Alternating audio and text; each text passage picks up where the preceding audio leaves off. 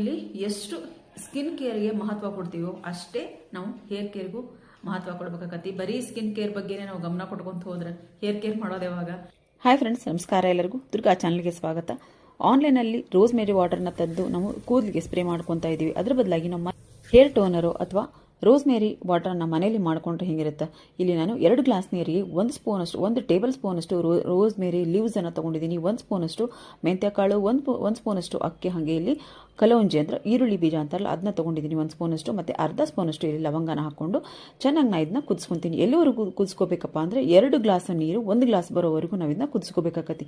ನಂತರ ಪೂರ್ತಿಯಾಗಿ ತಣ್ಣಗಾದ್ಮೇಲೆ ನಾವೊಂದು ಸ್ಪ್ರೇ ಬಾಟ್ಲಲ್ಲಿ ಹಾಕಿ ಪ್ರತಿದಿನ ನಾವು ಇದನ್ನು ಕೂದಲಿಗೆ ಸ್ಪ್ರೇ ಮಾಡ್ತಾ ಬಂದರೆ ನಮ್ಮ ಕೂದಲು ಒಳ್ಳೆ ಶೈನ್ ಆಗಿ ಚೆನ್ನಾಗಿ ಬೆಳೆಯೋದಕ್ಕೆ ಇದು ಸಹಾಯ ಮಾಡುತ್ತಾ. ಮತ್ತು ಇಲ್ಲಿ ಲವಂಗನ ನಾವು ಯಾವುದಕ್ಕೆ ಹಾಕಿದ್ದೀವಪ್ಪ ಅಂತಂದರೆ ಇದು ಬ್ಲಡ್ ಸರ್ಕ್ಯುಲೇಷನ್ನ ಜಾಸ್ತಿ ಮಾಡುತ್ತೆ, ಚೆನ್ನಾಗಿಡುತ್ತೆ. ಅದಕ್ಕೋಸ್ಕರ ಈ ಒಂದು ಲವಂಗನ ನಾನು ಇಲ್ಲಿ ಬಳಸಿದ್ದೀನಿ.